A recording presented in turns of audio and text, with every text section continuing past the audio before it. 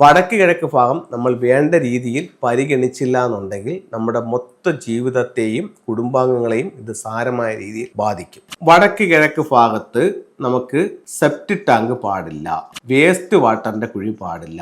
വീട് സ്ക്വയറോ റെക്ടാംഗിൾ ഷേപ്പിലോ പണിയുമ്പോൾ വടക്ക് കിഴക്കെന്ന് പറയുന്ന മൂല നഷ്ടപ്പെട്ടു പോകാൻ പാടില്ല. സ്വർണ്ണ നാണയങ്ങൾ, സ്വർണ്ണക്കട്ടി, മുത്ത്, വായിലൊരു ചൈനീസ് കോയിനും കടിച്ചു പിടിച്ച് എല്ലാ സൗഭാഗ്യങ്ങളുമായിട്ട് സമ്പത്തിന്റെ ഒരു തവള നമ്മുടെ വീടിനുള്ളിലേക്ക് കടന്നു വരുന്നതാണ് മണി ഫ്രോഗ്. വളരെ വളരെ വളരെ പ്രധാനപ്പെട്ട ഒരു ദിക്കാണ് ഒരു വീടിനെ സംബന്ധിച്ചിടത്തോളം വടക്ക് കിഴക്ക് ഭാഗം. അത് വീടിൻ്റെ വടക്ക് കിഴക്ക് ഭാഗമായാലും വസ്തുവിൻ്റെ വടക്ക് കിഴക്ക് ഭാഗമായാലും വളരെയധികം ശ്രദ്ധിക്കണം. വടക്ക് കിഴക്ക് ഭാഗം നമ്മൾ വേണ്ട രീതിയിൽ പരിഗണിച്ചില്ല എന്നുണ്ടെങ്കിൽ നമ്മുടെ മൊത്ത ജീവിതത്തെയും കുടുംബാംഗങ്ങളെയും ഇത് സാരമായ രീതിയിൽ ബാധിക്കും. അപ്പോൾ വടക്ക് കിഴക്ക് ഭാഗത്ത് എന്തൊക്കെ കാര്യങ്ങൾ ശ്രദ്ധിക്കണം എന്നുള്ളത് ഞാൻ പറയാം. ഒന്ന്, വടക്ക് കിഴക്ക് ഭാഗത്ത് നമുക്ക് സെപ്റ്റിക് ടാങ്ക് പാടില്ല, വേസ്റ്റ് വാട്ടറിൻ്റെ കുഴി പാടില്ല. വീട് സ്ക്വയറോ റെക്ടാംഗിൾ ഷേപ്പിലോ പണിയുമ്പോൾ വടക്ക് കിഴക്കെന്ന് പറയുന്ന മൂല നഷ്ടപ്പെട്ടു പോകാൻ പാടില്ല.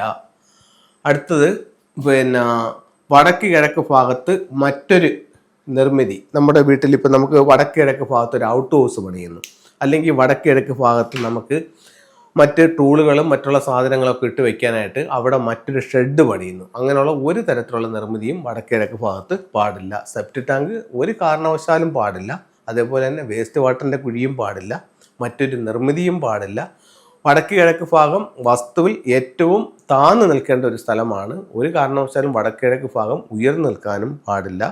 മറ്റുള്ള സ്ഥലങ്ങളിൽ നമ്മൾ മതിൽ കെട്ടുമ്പോൾ വടക്ക് കിഴക്കിൻ്റെ മതിൽ ഒരുപാട് ഉയർന്നു നിൽക്കാനും പാടില്ല. അപ്പോൾ ഇത്തരത്തിലുള്ള കാര്യങ്ങൾ വളരെയധികം ശ്രദ്ധിക്കണം. എല്ലാ സൗഭാഗ്യങ്ങളും നിങ്ങളുടെ ജീവിതത്തിലേക്ക് കൊണ്ടുവരാനായിട്ട് ഇതൊന്ന് ശ്രദ്ധിക്കുന്നതിലൂടെ കഴിയും. ഫെങ്ഷുയിലെ ചില ടൂളുകളിലേക്ക് നമുക്ക് പോകാം. സാമ്പത്തികമായിട്ട് നേട്ടങ്ങൾ ഉണ്ടാക്കാനുള്ള ഒരു 5 ടൂള് ഇന്ന് നിങ്ങൾക്ക് പരിചയപ്പെടുത്താം. ഒന്ന്, മണി ഫ്രോഗ്.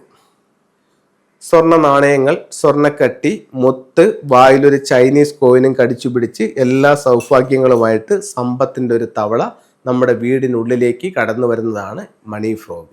ഇത് പ്രധാന വാതിലിൽ നിന്നും വീടിനുള്ളിലേക്ക് കടന്നു വരുന്ന രീതിയിൽ ഇതിനെ സ്ഥാപിക്കേണ്ടതാണ്. Wealth ship. ഇതൊരു ഡ്രാഗൻ്റെ ഹെഡാണ്. ഇതൊരു ഡ്രാഗൻ്റെ ഷിപ്പായിട്ട് ചെയ്തിരിക്കുകയാണ്. ഇത് പ്രധാന ഡോറിൽ നിന്നും വീടിനുള്ളിലേക്ക് കടന്നു വരുന്ന രീതിയിൽ വയ്ക്കുക. അരോന മത്സ്യം സൗത്ത് ഈസ്റ്റ് കോർണറിൽ വയ്ക്കുക, സമ്പത്ത് വീട്ടിലേക്ക് കൊണ്ടുവരാനായിട്ട്.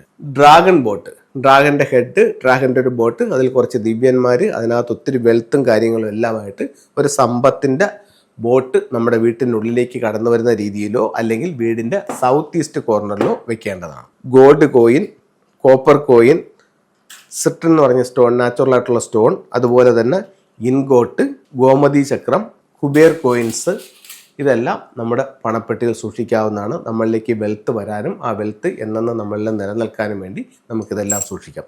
അപ്പോൾ ഇത്തരത്തിലുള്ള ഓരോ ടൂളുകളും നിങ്ങളുടെ ജീവിതത്തിൽ വലിയ വലിയ നേട്ടങ്ങളും പ്രയോജനങ്ങളും ഉണ്ടാവട്ടെ എന്ന് പ്രാർത്ഥിച്ചുകൊണ്ട് നിർത്തുന്നു. നന്ദി, നമസ്തേ.